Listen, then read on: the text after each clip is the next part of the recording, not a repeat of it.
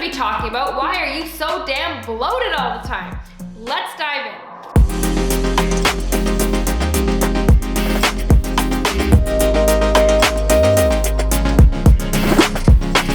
So there are a couple things that I've pinpointed here that could be causing bloat. I've picked 4 things. And I want you to pay attention and pick which one of those 4 you think is most likely the cause for you. And you'll know what I'm talking about as I go through it. So let's start with cause number 1. Cause number 1 for possibly being bloated could be that you're having irregular bowel movement. So you're constipated to some degree. Either you're not going very frequently, or when you do go, it's a challenge. You have to push so hard you're gonna pop a blood vessel in your eye.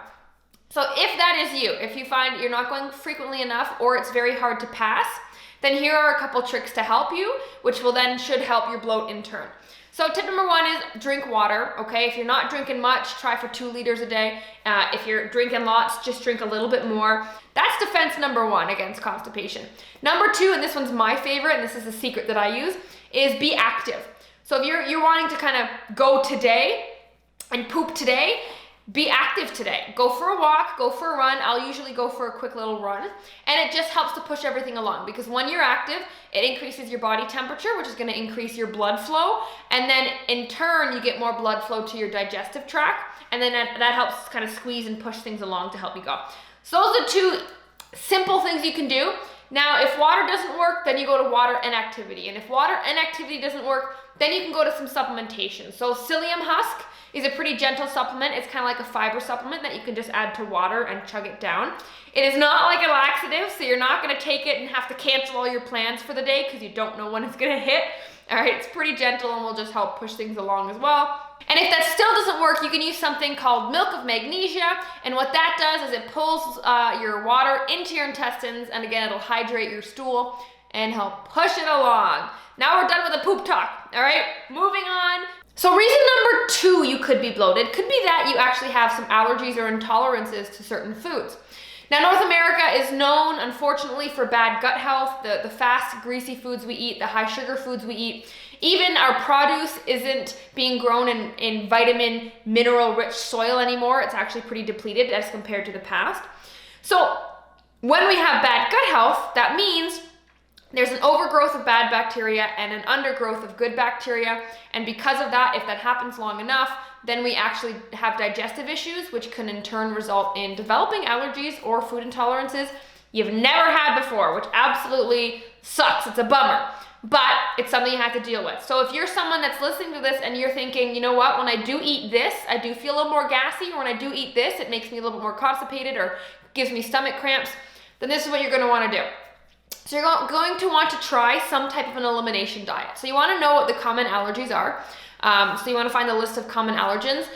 Some common allergens are milk products, so dairy, cheese, things like that, wheat or gluten, soy, nuts or all tree nuts, shellfish, fish, eggs. Those are pretty common ones. I would say pick one on the list.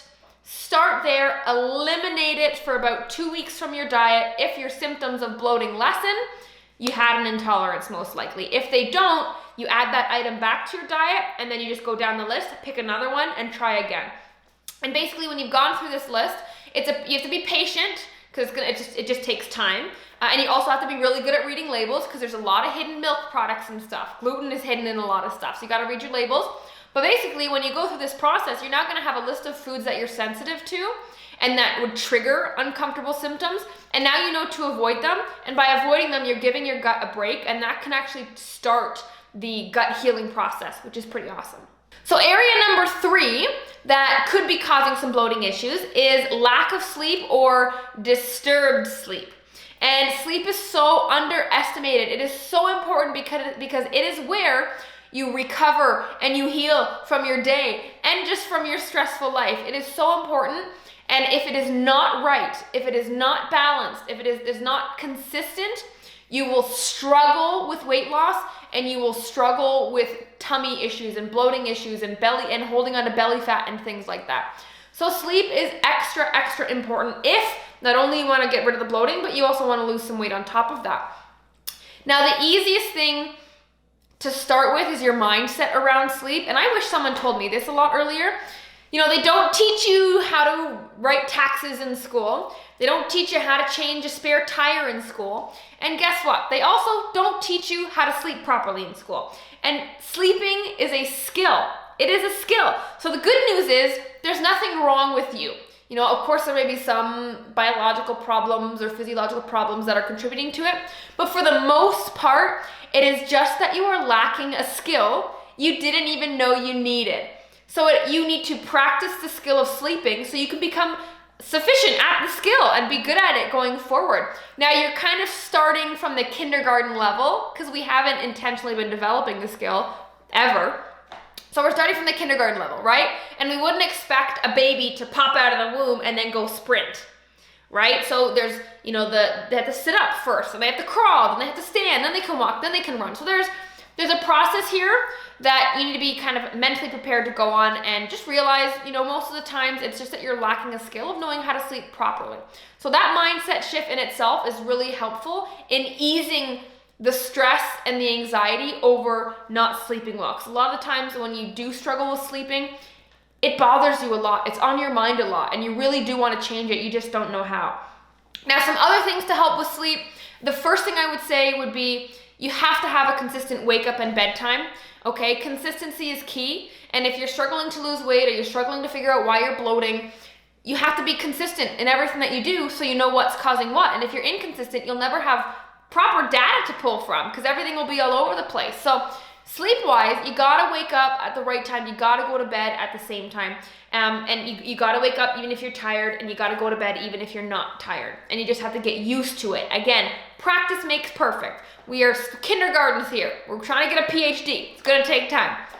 So start with your wake-up times, and that is something that you can be consistent in and start to track. And then of course there's other little things that can help you, Are you on screens too close to bedtime, right? Do you need to limit no iPads, no phones, and no TVs an hour before bed? Is that bothering you? Do you need to limit how much caffeine or have caffeine earlier in the day?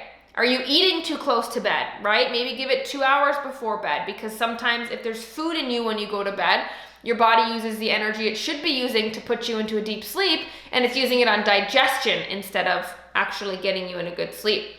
Maybe you need to try some, like a diffuser, some essential oils so that you smell good and your bedroom smells like a spa. Maybe a lavender eye pillow. Maybe you do need to go see a sleep therapist. But my wish for you, if this resonates with you, this section here, would be take your sleep serious.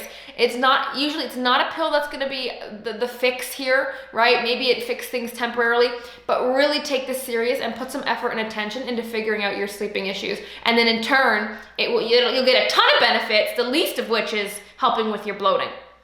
Now, area number 4 that could be causing bloat is, drum roll please, stress. Dun, dun, dun, dun. Who would have thunk it? So the problem, I guess I wouldn't say problem. Stress is an issue when you stay stressed, right? Stress is a trigger to the body, and when our body gets triggered, it reduces the hormone called cortisol, and that's actually referred to as the stress hormone. Now, there's nothing wrong with that hormone being released, but there's a problem with with the levels not dropping.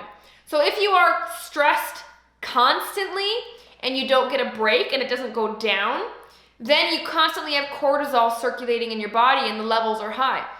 And when cortisol levels are high, it tells your body you are in survival mode. And guess what the body does when you're in survival mode? It says, protect the organs, protect the organs. And how do we protect the organs? Well, we store fat over them. So if you're somebody who has fairly slim limbs, but carries the weight with the majority on your tummy, it's probably something to do with cortisol levels. Now, sleep is a big help when it comes to dropping cortisol levels, but if you do have good sleep, then there's got to be other areas that we have to address here. So this cortisol levels, it's just that you're not getting a break. You're not getting a break from the stress. So you need to sit down and you say, okay, what would help me here? Do I need to ask my husband to do something? Do I need to ask the kids to clean up more? Do I need a spa day? Do I need to have a bubble bath once a week? Do I need to delegate tasks more easy? Do I need to go seek some help? What do I need to do, right? Of course, we have to develop better coping mechanisms. That takes time, and that should definitely be somewhere where you invest as well, right? Where we don't just shut off or we don't ask for help, right? Those aren't helpful long term. But short term, how can you take some stress off your plate? So you can either, separate yourself from it for a little bit, get it off your mind for a little bit, distract yourself so we can have time to lower those levels so we can tackle that belly bloat. And that's if you usually have like a hard belly. If you have a hard belly, chances are your cortisol levels are pretty elevated and you're chronically stressed, which is not fun. So it's time to delegate, it's time to ask for help, and it's time to put some things in place that would make your life a little easier. Small or big, but there's always something you can do here. So those are the 4 areas which you can tackle to get rid of some bloating symptoms. So see which one you think is gonna be the culprit, or experiment with all 4 there. And I hope you really enjoyed this content. I hope it is helpful to you. If you liked it, leave a comment down below. If you're gonna try any of this stuff, click the like button, click the notification button, and make sure to subscribe so you don't miss any more videos. My name is Coach Maddie again. I have been on my own weight loss journey. I have lost over 70 pounds, and now I help women every day across the world along their weight loss journey as well. And if you are interested or curious in learning more about the Fit Queen way of weight loss, click the link down below in the description. It's going to take you to a program that I have built out and customized using all the tips and tricks I used along my journey and that I use in my Fit Queen community every day. So click that link, and I will see you next time.